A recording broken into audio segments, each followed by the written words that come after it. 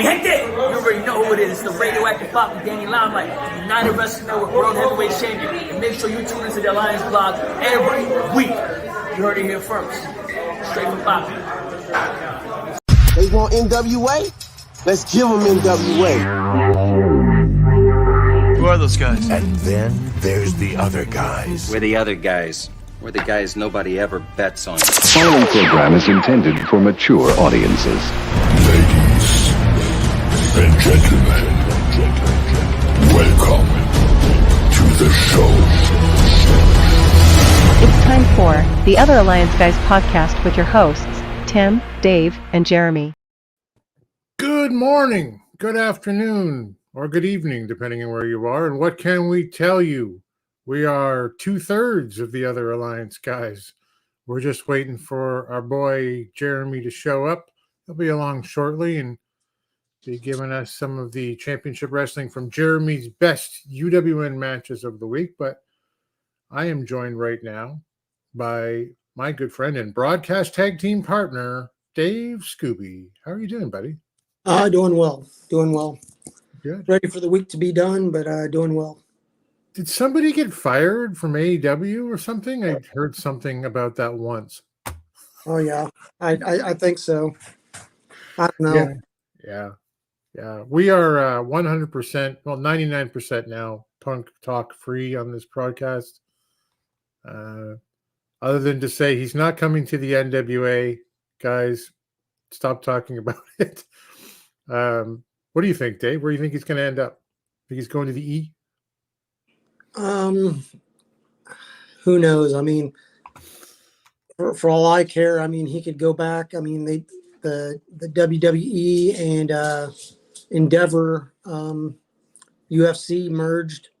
Who knows? Maybe they can partner up, each pay half, and use them for whatever purposes they need to. Yeah, I mean, actually, TKO, the new company that just formed the other day, they're at $103, I think, today on the stock market. They're up $2 since merging UFC with WWE. Since the evil merger, I think Nick Khan, who got $12 million himself out of that particular deal, by the way. Triple H got $5 million.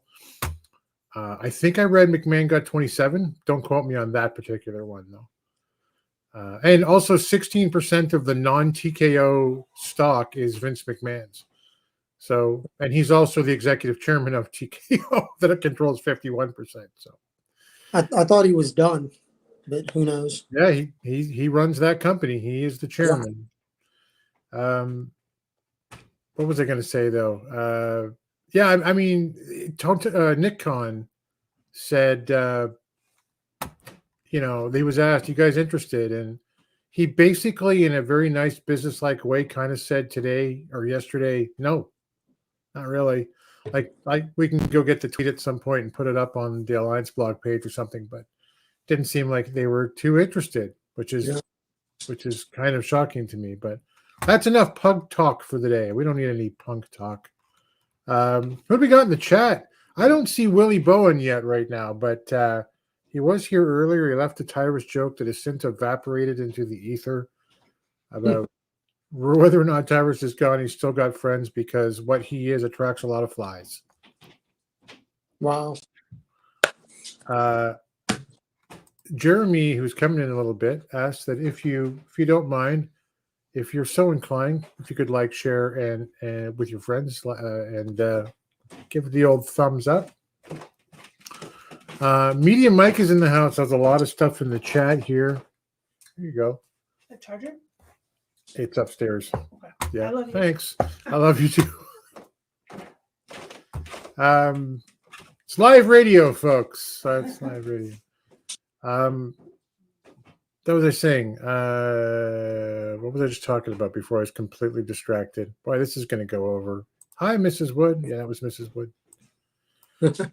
Media Mike, yeah, he's got a lot going on in the chat right now. He had said earlier for Velvet, you see our screen there.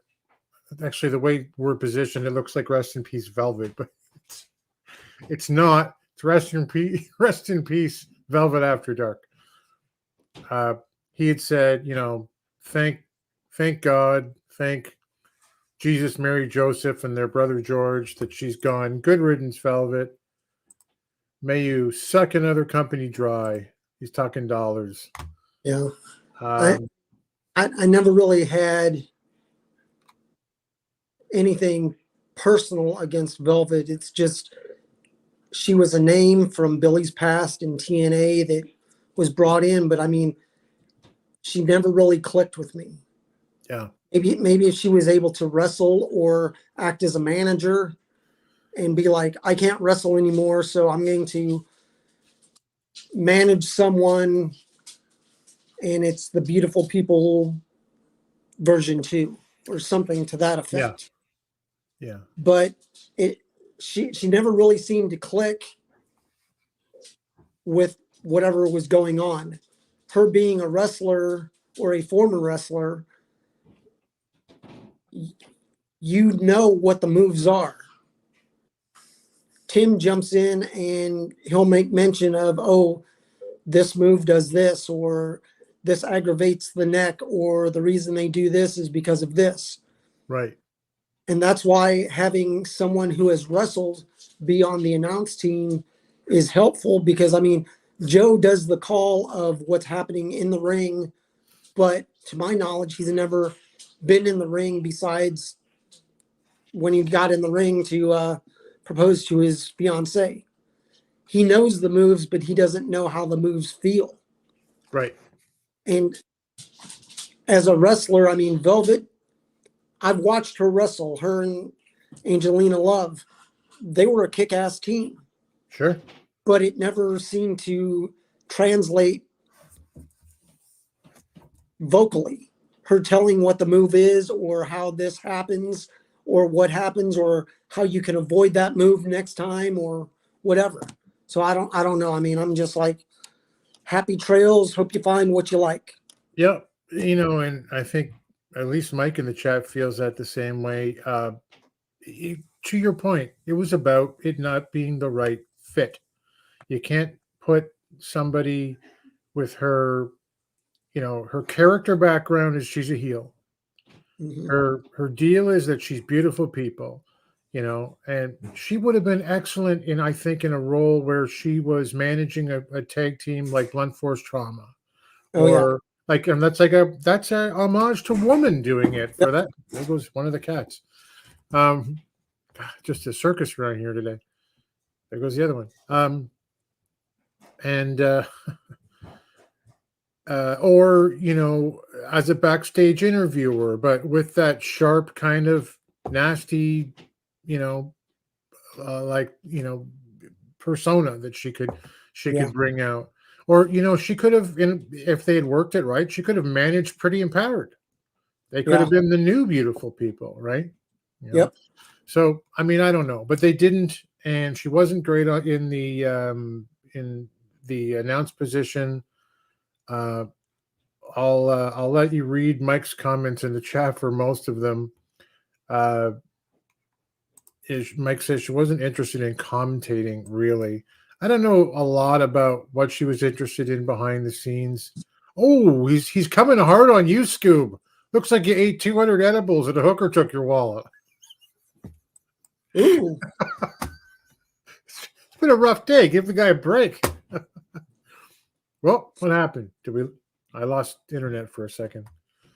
Hey, Jeremy, just in the back there saying, if Punk could come here, his pay-per-view could be NWA Presents CM Punk's Do We Have a Problem? That'd be great.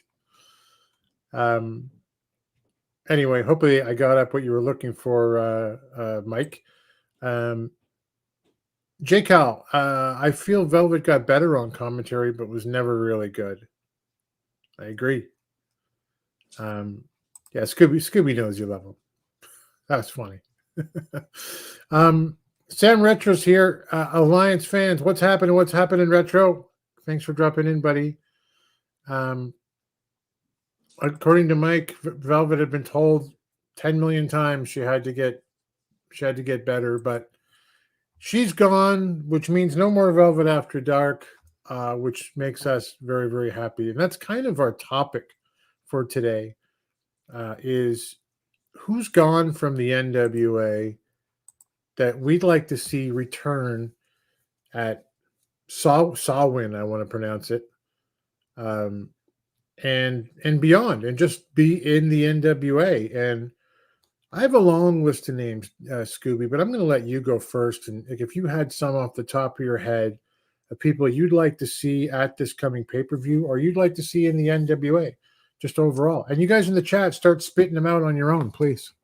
Well, couple people I'd like to see. I mean, being that it's Halloween themed, I would love to have them bring in Crowbar from WCW, Devon Storm.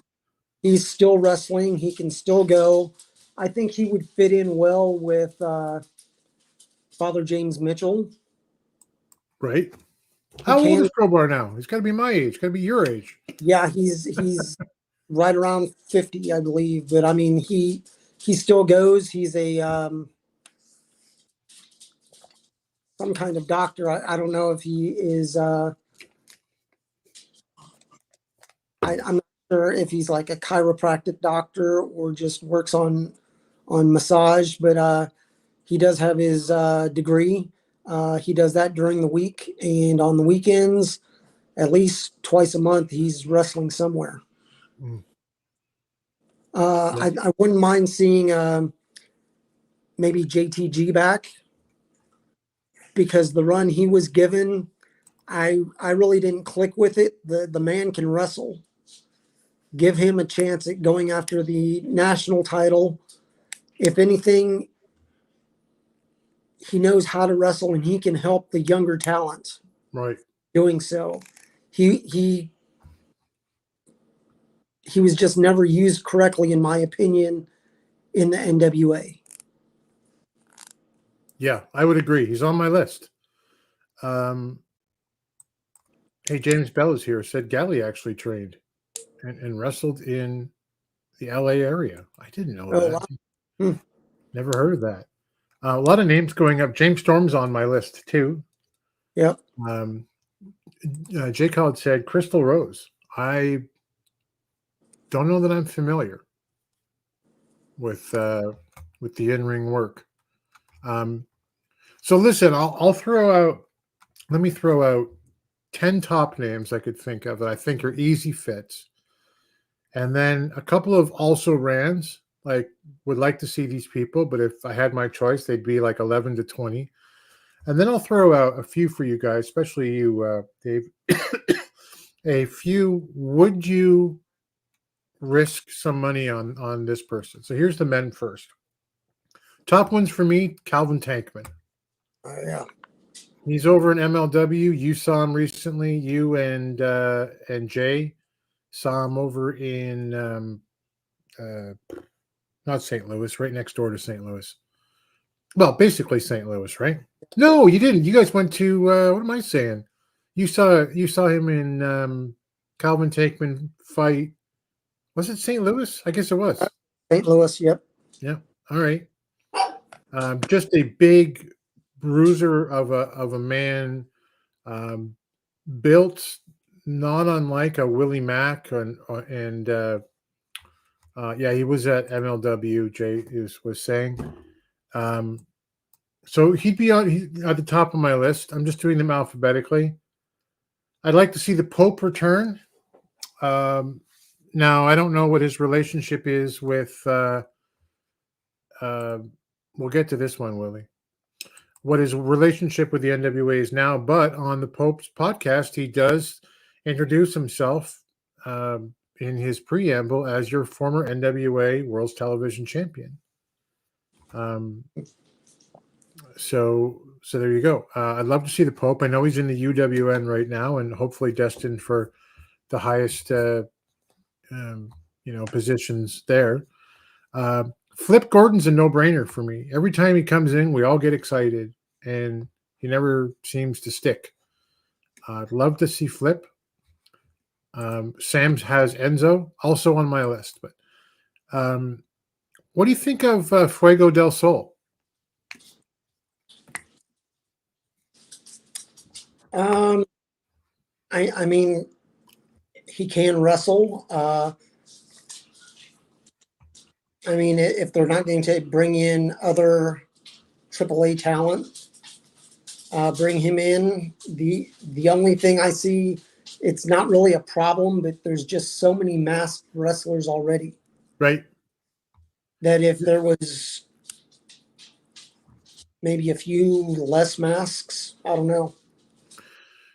Willie's saying the Gun Show and Big Swole. Rip them out of Memphis if you could. I get the Von Erichs on my list.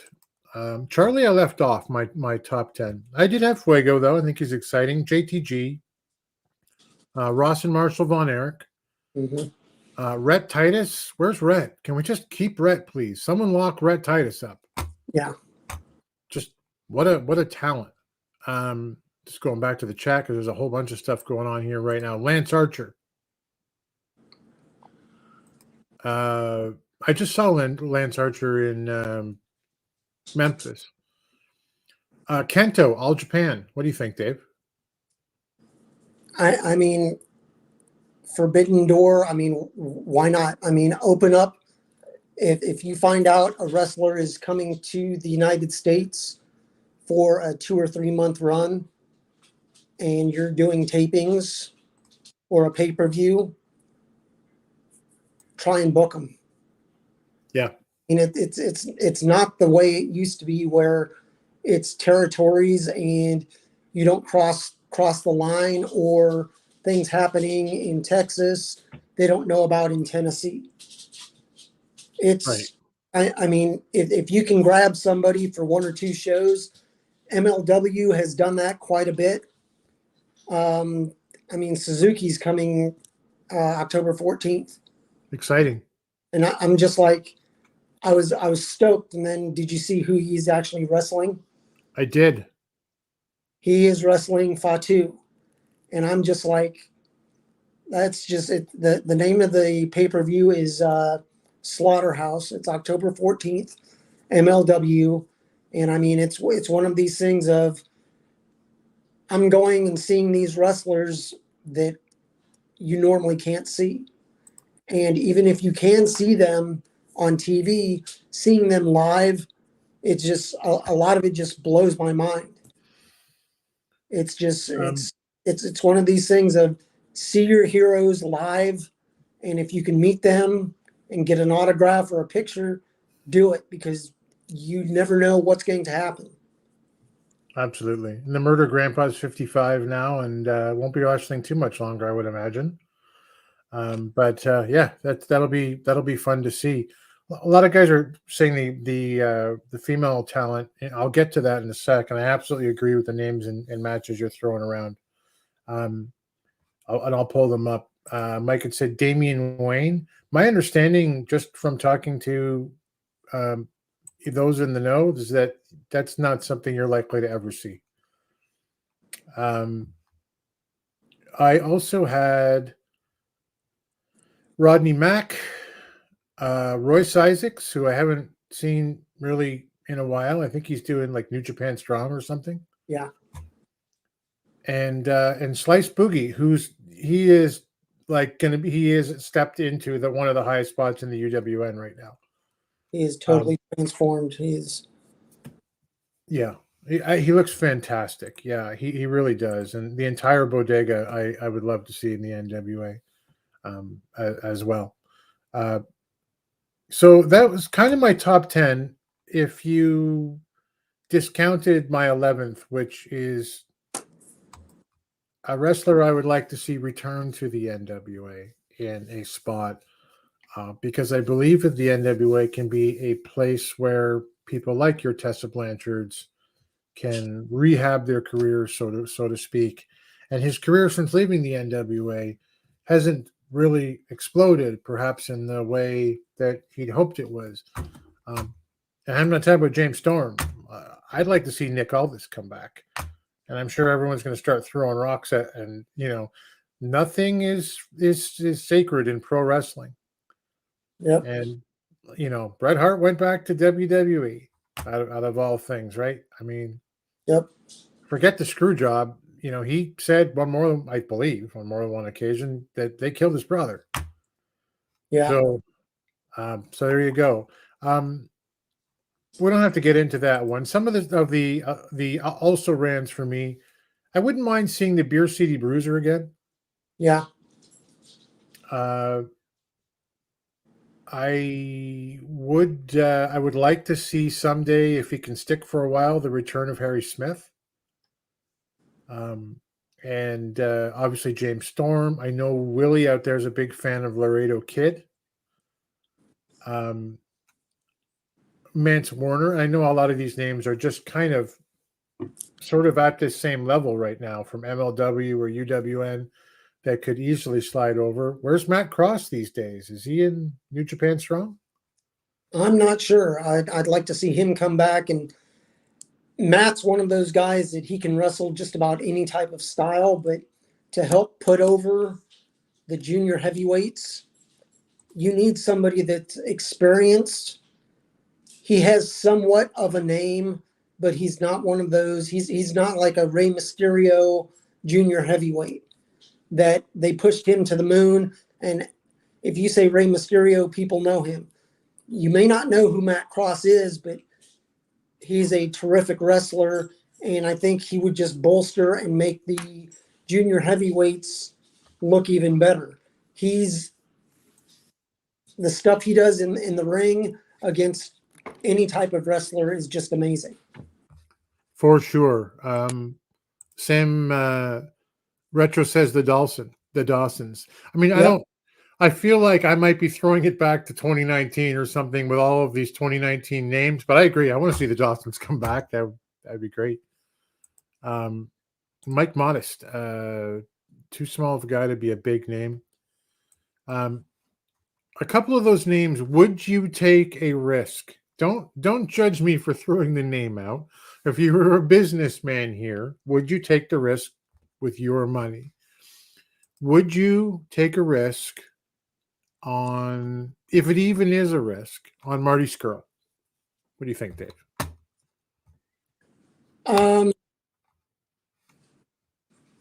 I mean, a different time and place.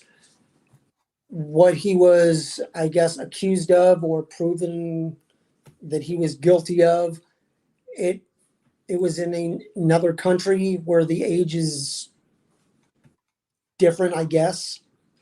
I don't know the whole story, and I don't think anybody ever will, besides the people that were involved. But I mean, there's been others that have been given a second chance, and it then falls on them. That you say, come back, we'll give you a second chance. You can do this, you can't do this. Then it's Right. up to the person. Right. Would you But take a risk? Would you take a risk on, perhaps it's a risk, if it's a risk, on Marco Stunt?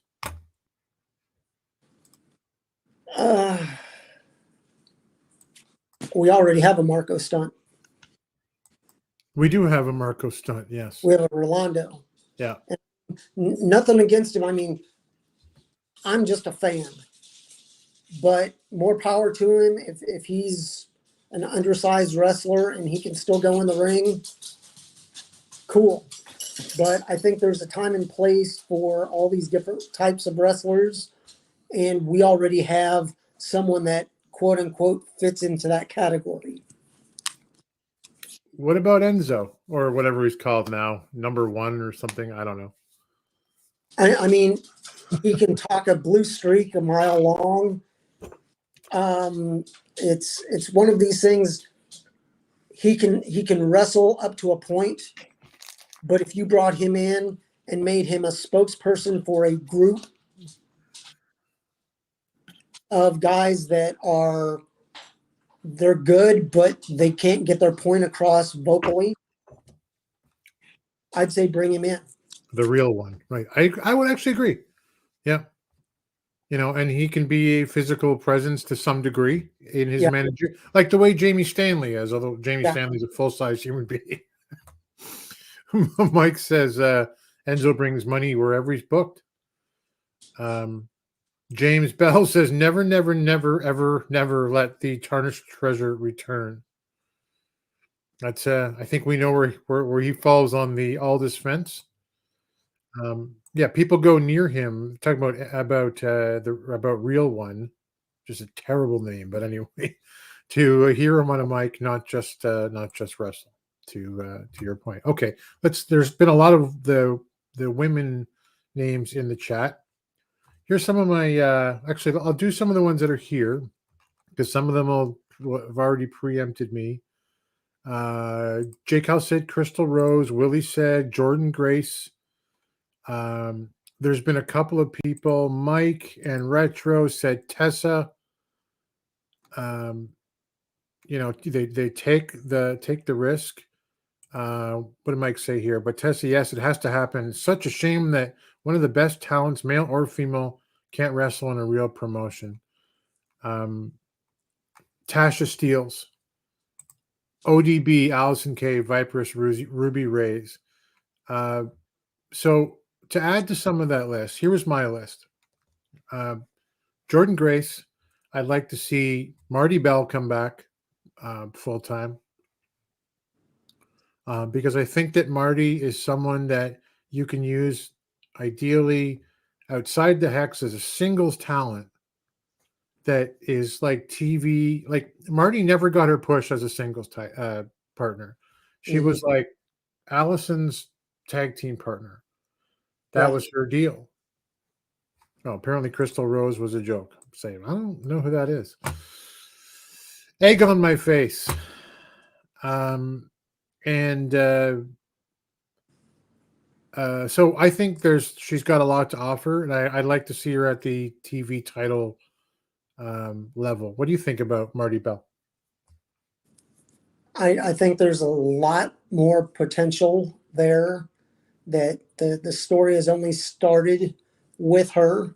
She's been wrestling quite a while, and I mean, while I like the Hex, bring them both in and use them for both tag matches and singles, but do it the right way. When you're doing a singles match, have that singles match against another tag team single competitor. So then you can do the singles match. You can set it up so there's wrestler A on one team against wrestler A on the other, wrestler B against B. They switch, and you get basically 3 to 5 matches going from singles into an actual tag team, going for a run at the tag titles or a run at the TV title. But I think she has a lot more potential, and I'd love to see both her and AK back in the NWA. Yep. Listen, for the most part, I don't know why. Like, I don't hate her or anything, but I think I'm done with Allison K right now. Like, thank you for all of the service, and you're a great champion, and doing the right thing, and helping get younger talent over and giving them the rub. But like, I've seen her enough, I feel like now. I'm okay with that. The rest of my list included some of the ones here, like ODB, Tessa Blanchard. I don't know what Santana Garrett's doing these days. But there's a former champ, and she was a lot of fun to watch. Also, Rachel Ellering has some small independent name value around her dad, and I don't think she's been wrestling for a very long time. How would she fit with the NWA, Scoop? I think she would fit in. Right now, they have the Burke, the TV title, and the tag titles. So they have belts and titles that need to have contenders. And bringing in some of these second generation wrestlers, it's fine if they can live up to their name. But right now, they just need to bring in competitors that make your champions and the other competitors look good. I mean, like Danny Jordan. She does the mean girl gimmick. She would fit in great with Pretty Empowered Or if you're going to turn pretty empowered, she could be the opposite. She could be the mirror image of them, where she takes over for the quote unquote mean girls. And one of these days, pretty empowered, they don't have to be quote unquote the mean girls. Yeah. That people like them for just being a wrestler. They can basically be, I'm not going to say like Stone Cold as wrestlers, but the way he wasn't a baby face, but people loved him anyway. Right. That they don't have to change. They just have to have someone that is opposing them that people hate more. That's right. Jeremy's joined us. How are you, buddy? Doing well. I don't know if anyone's thrown this name out there yet or not. Lince Dorado. Yeah, he was on my list. I missed it when I was doing that. Absolutely. 100%. Love that guy. Great energy, great interaction, great crowd responses, top notch. Retro said Dan Moff. Yeah. It's man tank. Sure. It's so much fun to play with other people's money, I know, but so I was into the women, and some of these are personalities as well. But some person I'd like to see, I know Dave's gonna agree with me on this one, is Steph DeLander. Oh yeah. Yeah. I mean, Steph DeLander has that connection, filling in with for Chelsea Green on the Indies circuit with her friend Matt Cardona. And I think that would be a natural fit in the NWA. Mike doesn't like her hair.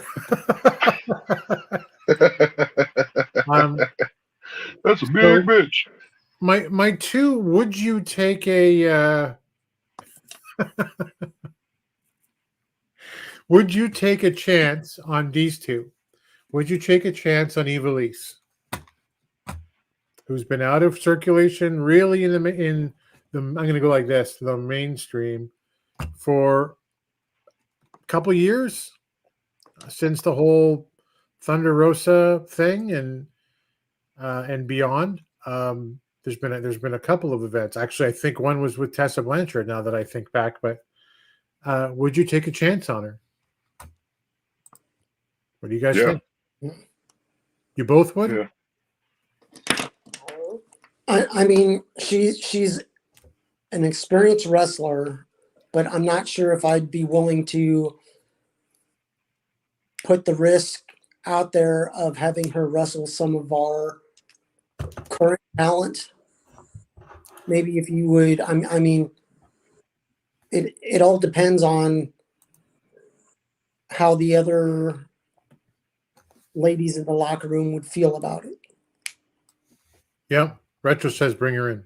Yeah. I agree. It's one of those locker room talk names. What was I just taking? Oh, I know one Willie hasn't mentioned yet, but has in the past. Reka Tahaka.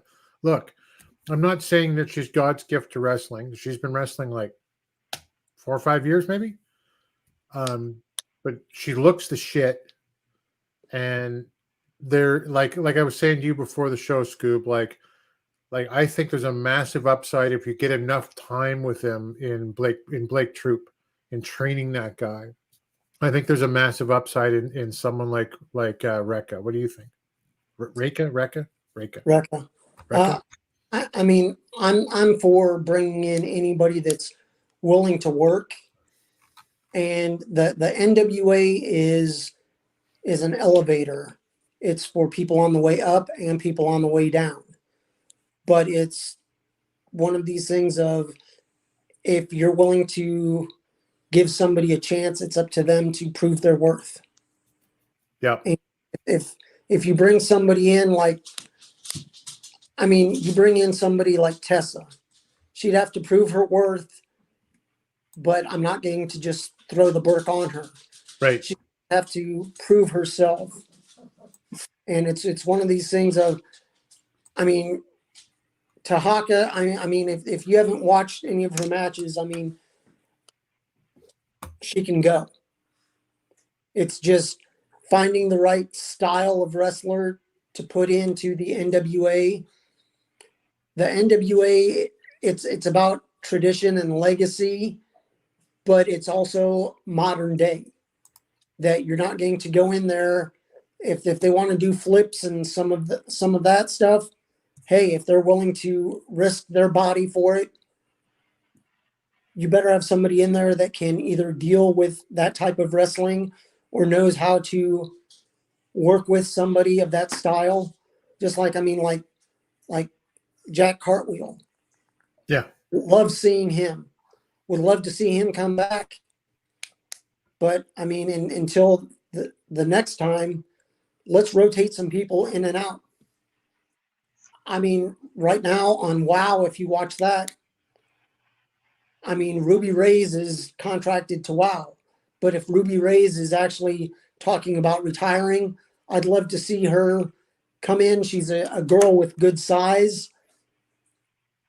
I'd love to see bring in Reyes and be like, okay, such and such, we've scoured the nation and we found a couple people to bring in. Max has run through all the women on our roster for the TV title. Let's bring in so-and-so, so-and-so. Bring in Freya the Slayer. Bring in Ruby Reyes. Bring in some girls that have some size as well as ability to wrestle. So Max is not actually wrestling down size-wise.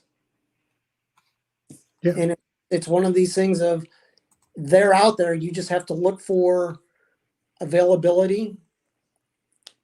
And if they're not available this time, keep checking back with them. Hey, if you're unable to come and wrestle this pay-per-view or this set of tapings, this is our next time. That if they have an idea of when the tapings are year-round, that helps the talent out a lot so they can book around when possibilities are for them to wrestle at certain areas or for certain organizations. Yeah, I agree. Retro said Diamante and Ivelisse. Willie said Savannah Evans, Big Bad Mama. Willie wants to Reno Scum. 100%. 100%. God, Couldn't agree more. Please. Yeah, I'll leave it there. There's a few more on my list, but I'll leave it there for now in the interest of time. J. Cal said something about Billy more or less responded about Tyrus. The only thing I can think about Tyrus today is there was a tweet that I saw that Lamb put up, and Lamb's on Twitter at CWFH or CWFH Fan News. If you look him up there, and he put up a tweet which has since been deleted. Ooh. By no, it wasn't his tweet. It was Chris Adonis's tweet, where he wrote, "Hey, at NWA, it's okay to say now that our fans didn't reject Tyrus due to politics or Fox News." And then in all caps, he wrote, "It was because he can't move." And I saw that and went, "Yeah, that's 100% correct." 100% correct. Yeah, go ahead, Jim. I felt that was an easy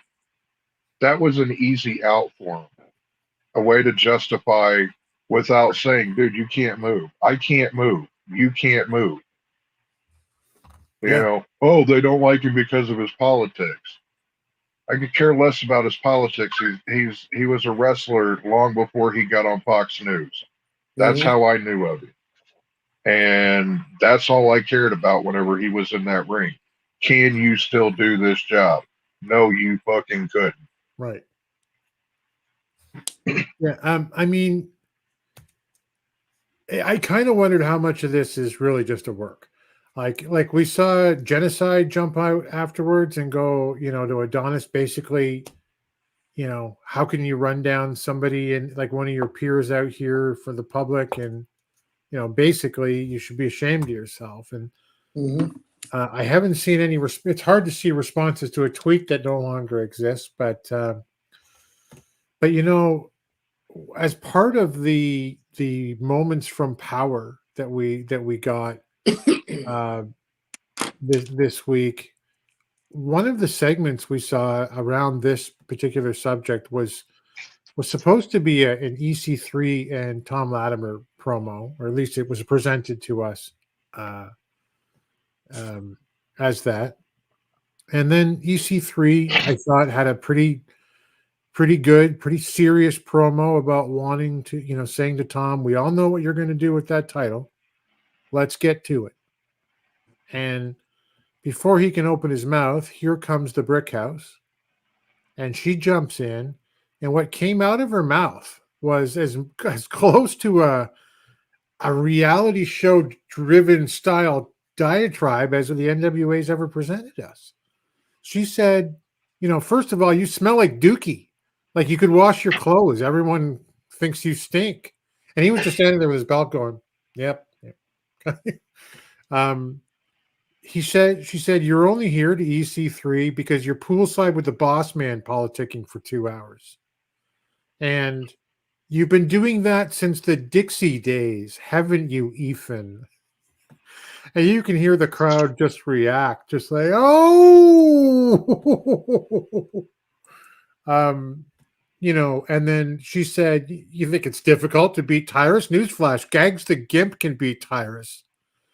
And everyone lost their mind. The whole wrestling world, she said, would have celebrated. What'd you think of that one, Dave? I mean, blurred lines. They're pushing, and I think if done correctly, and let me reiterate, if done correctly, it could work. There's a lot of moving parts to it, but I mean, be as real as you can be without anyone's feelings getting hurt. Now, myself, let it fly. It's taped. You can always bleep it out. Say he smells like crap or he smells like shit. Don't do Dookie. She's a girl, but she's Camille. She's a badass. Yeah. She's from the South. Let it fly. It was great. Like, it was one of the best Camille things I've seen verbally, from her ever. The whole segment around her was kind of built, I thought, well, too. You had EC3 being serious. I'm going to challenge Tom. Tom comes out. Before he can say a word, she jumps in like she has before. She talks for both of them, and he kind of stands there with his hands in front of him. Like, forgive me, Mr. Latimer. I think you're very talented, but holding her purse, Yeah. set his hands in front of him. She says what she has to say. And then EC3 responds in what seems to be almost a classic EC3 way, where he's like, he just puts her over. I respect greatness, and you were great. 813 days as champion. That's almost 3 years till you made one mistake. And Kenzie Page is now the champion. You made one mistake, Camille, and don't make it for him. Like, she's barking at him and he's telling Tom, let's get to it. Don't blow it for your man. And oh, you said it, I didn't. Which, I don't really like it so much, Jeremy, that she seems to kind of bury her husband in responding for him. That's obviously part of the plan. He does end it by saying, like, hey, there won't be any mistakes, mate. And I guess this is a done deal. But she really went after, Tyrus at the same time as this whole tweet stuff was going on. I think this is a natural maturation of her character. She started out as a valet. She got away from that and went and got the women's title. She carried that. While she was carrying that, while Tom was going for belts, she did some talking for him.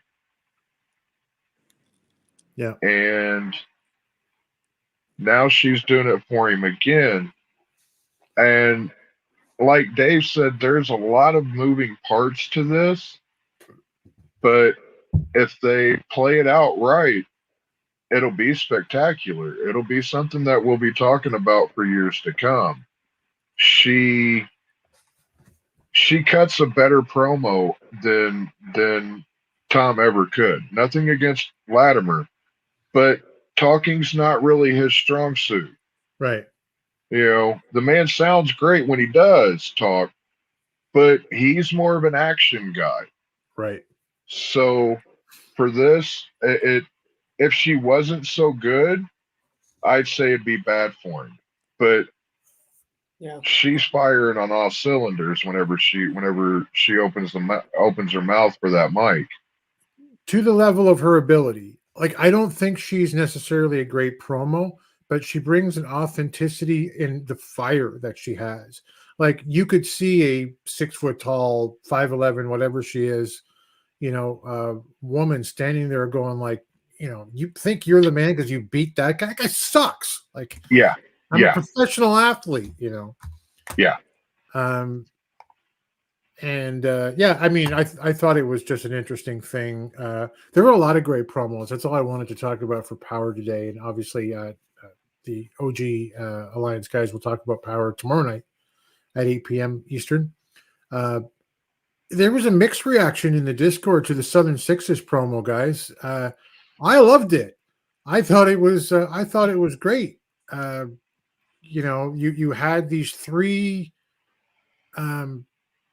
college dorm students from really they're like Animal House. Yeah. You got Kerry Morton hitting on Sam Laterna. You got him saying, but that's not us. Like, we're good Christian boys. That's not something you hear too often.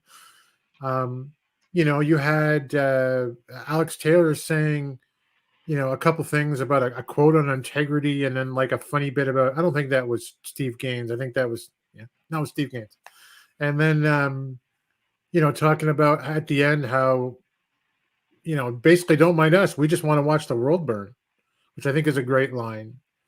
And obviously you had your national champion, Silas Mason saying, Colin just talking like the Thrillbilly does. It's like he starts right off. Let me tell you, Toots, like it's perfect. It's 70s Evel Knievel meets Smokey and the Bandit, that guy.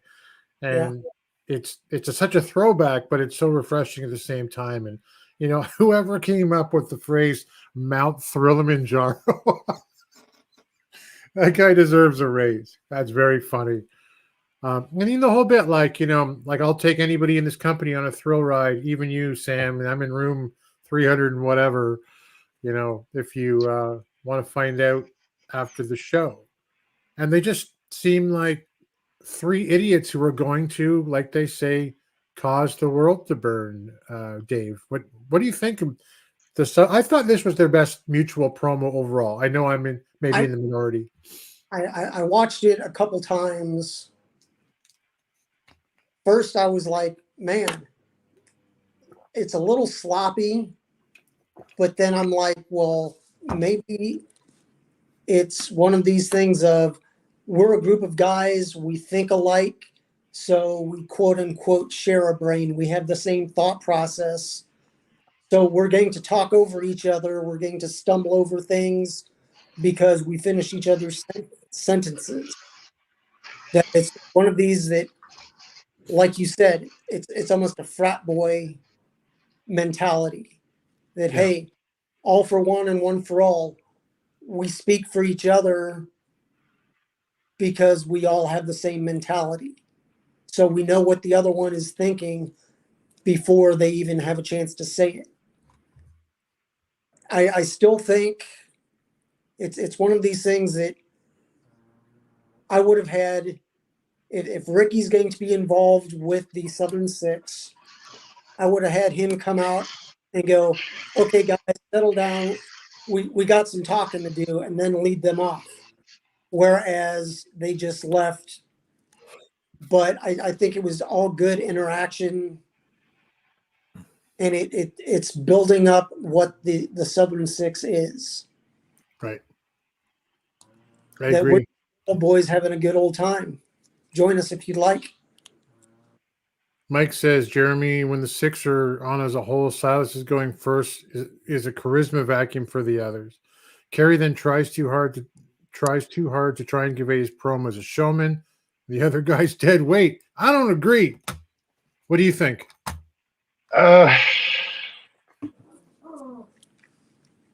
There is some truth to that. It at the end of the day, Tyrus is the lead dog on that. You know, he's definitely the best promo in the company. Okay, you're talking about Thrillbilly? Yeah. Yeah. Kerry, I can see that being a possible weakness, a possible crack in the foundation later down the road. The envy between Thrillbilly and Kerry, a little jealousy in there, due to not getting the spotlight. With Taylor, yeah, he was he came across as dead weight in this promo. He did. He just kind of stood there. He reminded me a lot of the drunk buddy. He's just kind of there, man. But he's your Buddy Roberts. He's your and he's getting better. AT's getting better. Like, the guy can wrestle. He's on the smaller side, but he's built. And he's got he's the guy who throws out your anchor line, right? When you're hot, you're hot. When you're not, that's it. I mean, I think that it felt like one of the first times they were kind of shaping towards like who they're going to be, like Dave was saying. The only other promo I want to talk on, I'm going to just skip some of this in the interest of time, is Chris Adonis is still around. He's got a promo. He's going to win the TV title, and it made me laugh out loud when they said, well, Zicky Dice is going to be in the finals to face, and he's like, who's Zicky Dice? The disrespect. Just the disrespect. And watch the product, I thought was a pretty funny response as well from Kyle. But I'm glad to see that Adonis is still there for these tapings, at least anyway. Anything else from Power? I don't know if Dane's a face or a heel yet. But the crowd just ate him up, since not being with Chris Silvio and Bulletproof Troop. He got a big cheer. He popped the trunk as a signature move and then switched to a camel clutch as his finisher. I mean, I think it's probably too early to tell, Dave, what he is right now. Yeah, my thought on that was his match with Tim and what happened there. It may have turned him, whether he wanted to turn or not. Him coming out and leaving the quote unquote wrestler behind and showing that he was showing interest in what was happening, that it was real, that this isn't part of the wrestling match. This happened, and I want to make sure that Tim is real, that he's okay. We've wrestled together in the NWA. I may be a bad guy on screen, but this is real. This isn't wrestling. This is real. So they basically, I think the crowd reaction, they're basically turning him without him turning himself. Right. You could see someday, this is actually a great segue. You could see someday Jack Stain or Tim Storm inducting each other or one to the other to the NWA Hall of Fame. Yep. Like, we went to war and I respect this guy, and wow, here he is, right? Probably Tim Storm. And well, they're both world champions. I guess either could be inducted. And I was going to use that as a segue to the NWA Hall of Fame. We talked about it last week. There's been no inductions, guys, since 2017, meaning that there have been no Hall of Fame inductees in the Lightning One era. We will be pushing out this coming week a official plea, a friendly plea. Please keep that in mind if you retweet or quote tweet or whatever they call it under X now. It's going to be a friendly campaign by the Alliance. That's all of us. Anyone who's on board for the next 6 to 9 months to ask the NWA to restore the NWA Hall of Fame, and we'll be kind of tweeting out a petition we want everybody to sign. We'll be putting it on all kinds of different social media platforms, I'm sure. We'll make it one. Fuzzy pointed this out, where you don't have to give your mother's maiden name as some of the information, or have to pay any money or anything like that. We want to be restored to prominence. We want to celebrate the greats, and we'd like to see it back in place by NWA 76. So I'm just throwing that little bit out there. And then as we have it ready for next week, I'll come back and make it much more prominent. There's two more things about Power, though. I can go back for a sec, guys. Jeremy, I liked I couldn't believe I liked it when the screen came up and it was Rolando Freeman and Rush Freeman on the screen. I went, ugh.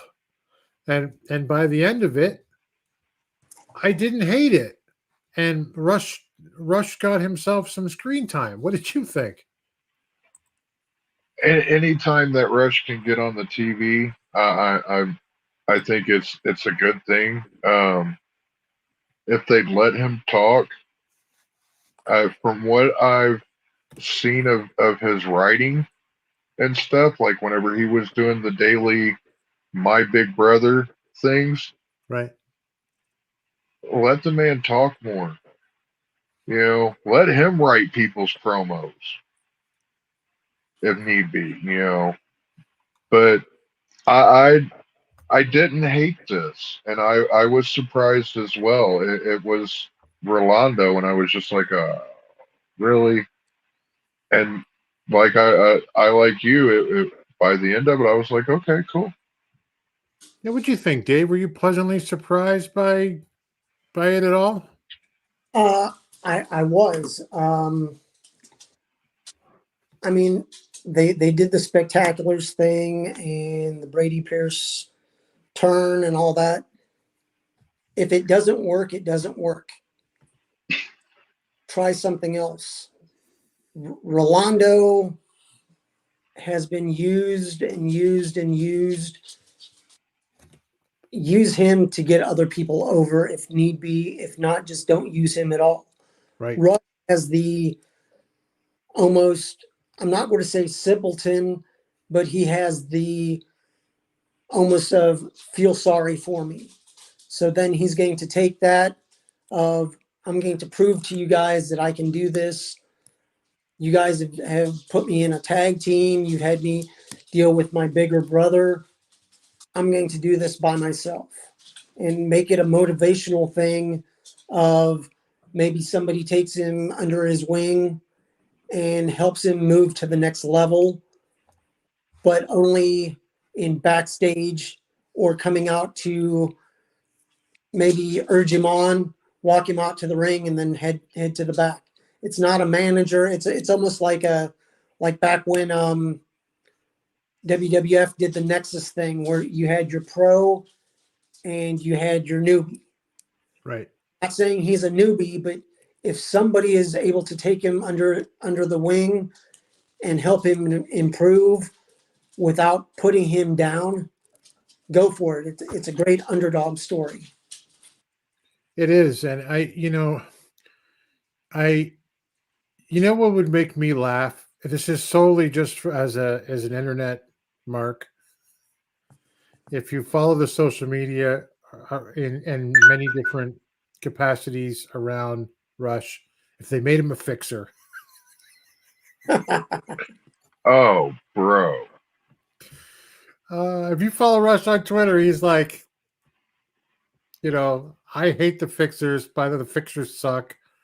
And they'll be like, USA, USA, happy 4th of July to everyone except Rush Freeman. Like it's they're in a constant social media war of friendly proportions. I Anyway. really likes that. Yeah, it's very funny. Was there anything else? Oh, the other thing that I thought was pretty humor-based power to a certain degree. Joe Alonso and Homicide. I don't want to talk about that mess of a match, but we'll let the Alliance guys talk about that tomorrow. But when they came through on that entrance, Joe Alonso continues to have the funniest moments in the NWA, promo or otherwise. For their entrance, when they came out, Joe Alonso had his hand over his mouth like he had a handkerchief like Homicide might wear. Mm-hmm. And he was like making like gun signs or whatever it was. And, he looked over at Homicide. You could see Homicide roll his eyes and he almost laughed out loud. Like it was very, very amusing. That was a terrible, terrible match, by the way. I couldn't. Anyway, that's all I have to say about that one. Willie had called it the Koloff Dynasty as someone he'd like to see. I don't know where they are, if they're even together anymore. But they were fun.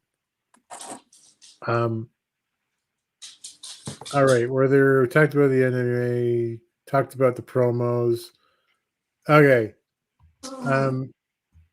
I'm going to, it's been a little while since we played this, but every week it seems in my feed, our friend Rick Del Santo over at the Pro Wrestle Zone is talking to a new person from the wrestling world. And Rick he's very prolific. I don't know how many videos he's got over there. You'll see all kinds of people and some that you don't. They're interesting interviews that he has. Check this out for a second. PWZ Podcast with Rick Del Santo.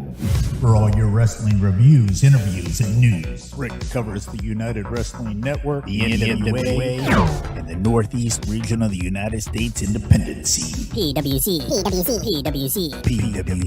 keeps you in the zone.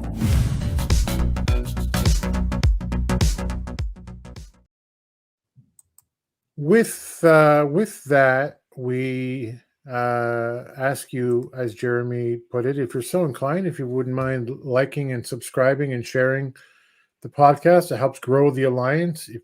I follow it on YouTube. The numbers that Jay has, they're going up every month. So we're not too far off, a couple thousand right now, and it just continues to grow. So we appreciate your support. But on that note, we're going to go over to the UWN and our friend Jeremy for our segment we call Championship Wrestling from Jeremy. I need all of you to stop what you're doing and listen. United we stand. The following is a presentation of the United Wrestling Network. It's time for Championship Wrestling from Jeremy. The top matches of the week, sir, from around the United Wrestling Network. Yes, this week we got, excuse me, from Memphis, we had the tag team title match with Ray Sanders and Derek Greater Than Great by God King, and versus Storybook Prince Gaston and Matt Williams. The match was good. Good amount of back and forth between the guys. Storybook and Williams never really had the upper hand per se throughout this match, but the crowd was completely into it. We got Nix on commentary, and the crowd is. Nix has become the new Dirty Diana Taylor of Memphis wrestling. And Storybook and Matt Williams are basically the new Hollywood Clique.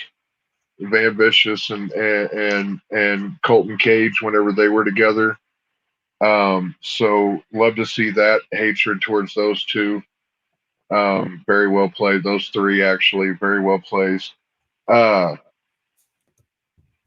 In the end, Ray and Derek retain the titles, as I knew that they or felt that they should.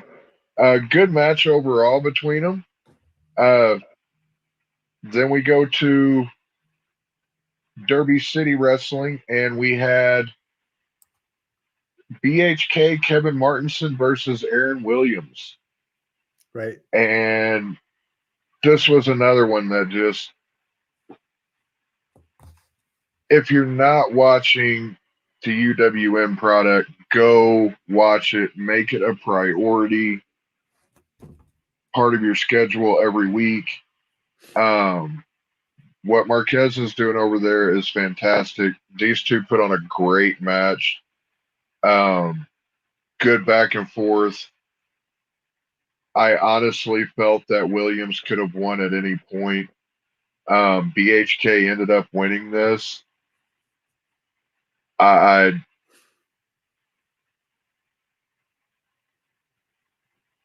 be on the lookout for David Marquez's Facebook page and anything that they're putting out. Go watch this, especially Derby City and Car Shield Wrestling whenever they come back on. Support those two highly. Tell everybody that you know about it. And just be on the lookout for what's going on there. Yeah, we talked about it last week. There's going to be some crowdfunding going on that he'd mentioned. And we don't have any details, right? Right. So, I mean, to be fair, we can't even technically tie it to the UWN, but a David Marquez production anyway. So, yeah, well, I'm sure that we'll be talking about that as well. I thought you were going to pick MKZ, Mackenzie Morgan over in Memphis, but it feels like they made an awful lot out of that. I do feel that she is their shining star, the shiniest star right now at the moment. And she's got a ton of backing, you know. Yeah. This is funny. Oh, this wasn't around about the King or Ray match. This was, I believe, for the NWA match that Vincent Patterson put up. But I meant to put this one up. Derek King, you mean Beetlejuice from Stern on HGH? Oh, wow! The next day, that motherfucker was dead. And now and I totally see it now. Yeah, you can't unsee it now. Thanks for that, Mike. Unsee it. Thanks, Mike. All right, that's awesome. Thank you, my friend. Appreciate that. Let us go now then. Let's do some. Oh, what's this? Yeah, you're welcome, Jeremy. He says, let's do some fantasy booking with a segment we call "I Respect You, Booker Man."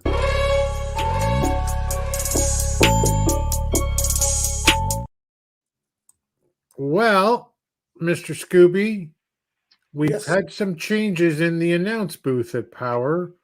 You've got deals over with Galli now. What do you got to say about that? Who's going to join Galli in the announce position? I'm not really sure, but first off, farewell to Velvet. I hope she finds what she's looking for. But the commentary booth, Joe does your play-by-play, and then you just need someone to complement Joe. There's really no need for a 3-person booth. It's too busy and they're talking over each other. And well, that's in my opinion. So to each his own, but I think the commentary booth would be a comfortable place for just a 2-person booth. Yeah. I really don't mind Danny Dealz.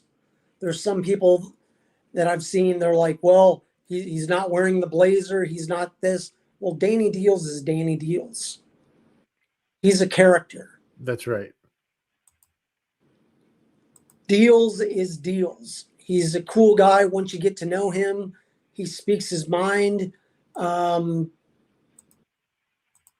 I mean, Dealz goes from 0 to 10 in 0.2 seconds. He can just be like, oh yeah, talking this way, and then all of a sudden screaming and yelling.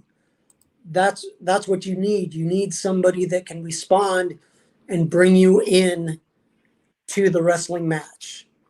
That if they're not, if you were watching wrestling, but then closed your eyes, you want someone that can describe the action, but it's not like a audiobook. You want somebody that has emotion in their voice. It's not, hi, my name is Danny Dealz. I work for the Enn-Dubya-Eh. You want somebody that is hyped to make you get into that match or whatever he or she is talking about. I would continue having Dealz if they're able to, because right now Danny is working backstage and doesn't have wrestlers that he has to manage at this point. He's a great manager. Unless they want to bring someone from the outside in, just keep Dealz on Power. Then for your pay-per-views, bring Tim Storm or Tyrus back. Tyrus can talk. Tim can talk. You need someone in that secondary position that has wrestled and can tell you why they're doing what they're doing, not just the moves. And speaking of Tim Storm, if he is not on pay-per-view or on Power as a commentator, I'd like to see them continue the Jax Tim Storm story, not as foes, but as friends. Mm-hmm. Have him act as a manager for Jax. Because, I mean, if you just Google Jax Dane versus Tim Storm Enn-Dubya-Eh, there are so many matches that, I mean... Jeremy's camera's off, but right now he's going like this. Yeah. But it's one of these things of they're just... They complement each other so well that I could see whether it be... I'm not going to say Tim turning and not being Mr. Goody Two-Shoes, but if you've watched Tim wrestle, he can get down and dirty when need be. So if they're not going to have Tim in the commentary booth, continue the story with Jax and have him pair up so he can be there and get him his license. If not, get him back on the booth, but have him in the commentary booth for pay-per-views only. Due to the fact that he has a real job. Tim is a teacher, if you don't know.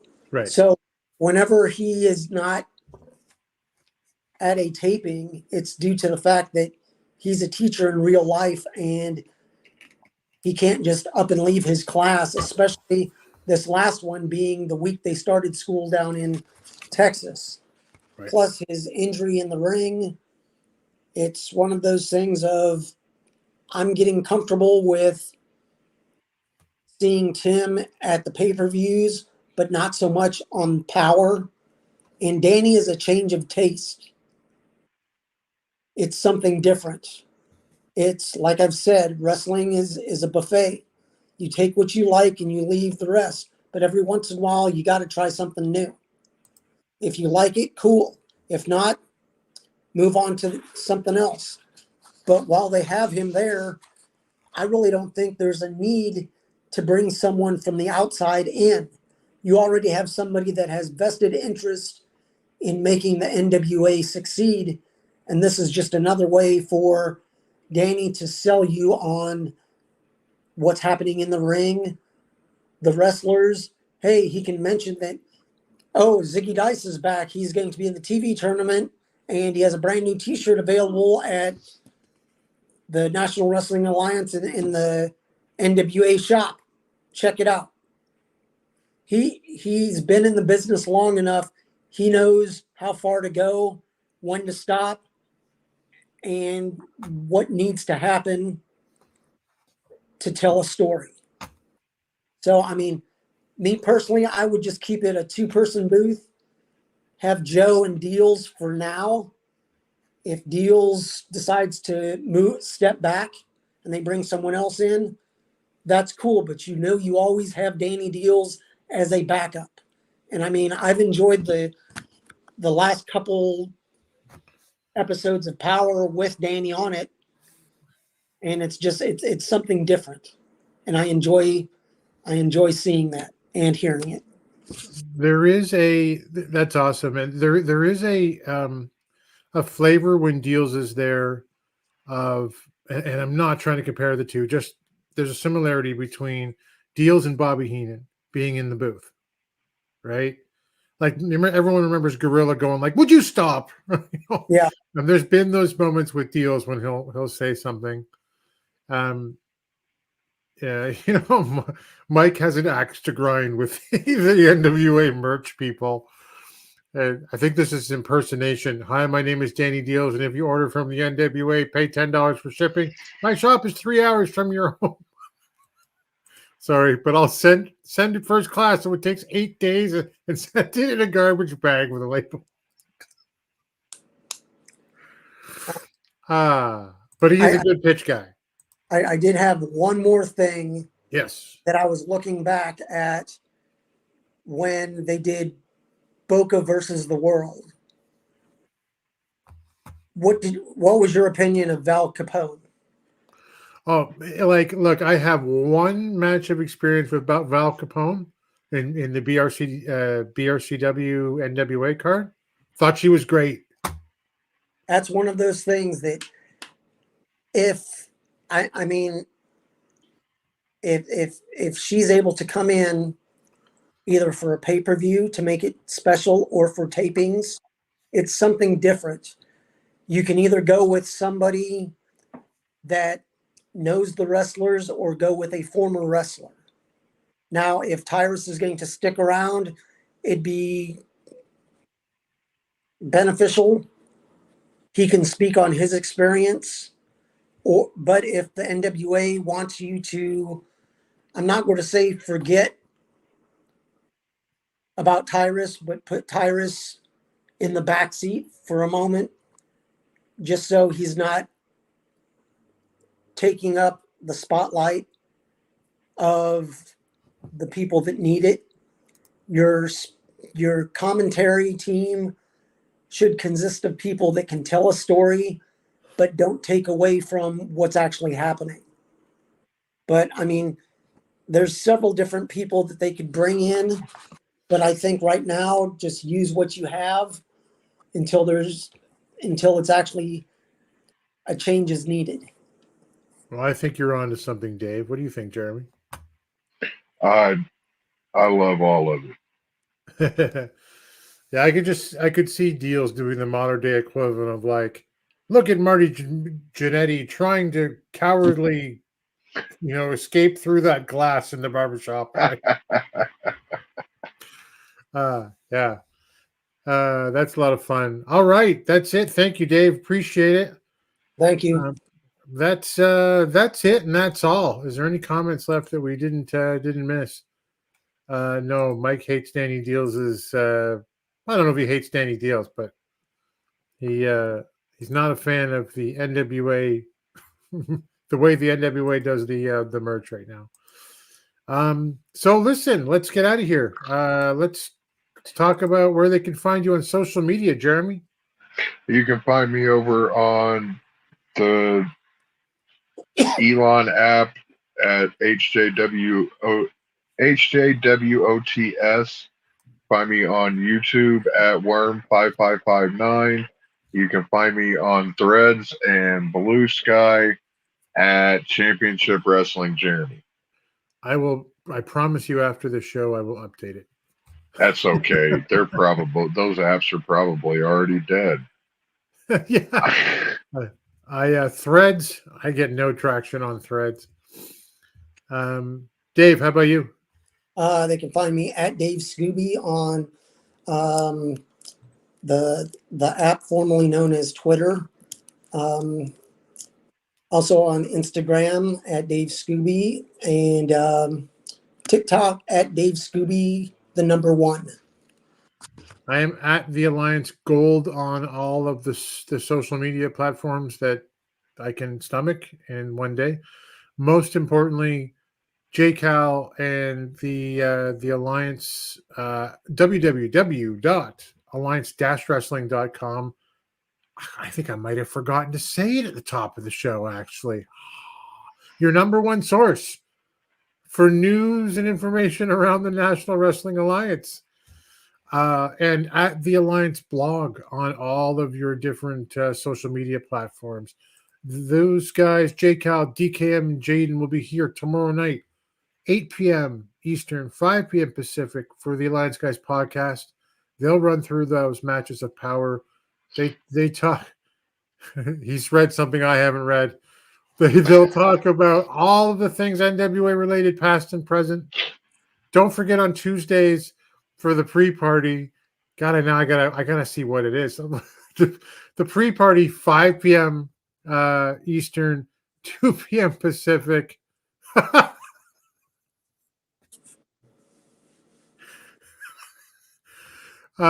Which is the hour before NWA Power. Jay runs down the show every week and lets you know what's coming up and what's been happening in the NWA up to that point. Thank everybody for being here. All you guys, Willie and Retro and Vincent and and Mike. You're everywhere. You're always here, buddy, and I really appreciate you. You're hilarious. James Bell, Mandy. I'm sure I'm going to miss someone. JCal was here. So anyway, thanks everybody for showing up, and we appreciate you guys. We love you guys. And until next time, we'll see you at the matches. Thanks for joining the stream. This has been a presentation of Alliance-Wrestling.com. We genuinely appreciate your support. Would you consider subscribing so you'll never miss a future episode? I'd also like to remind you we do a live stream every Tuesday at 5 p.m. before NWA Power. You can find us on social media at The Alliance Blog. And until next time, we are The Alliance.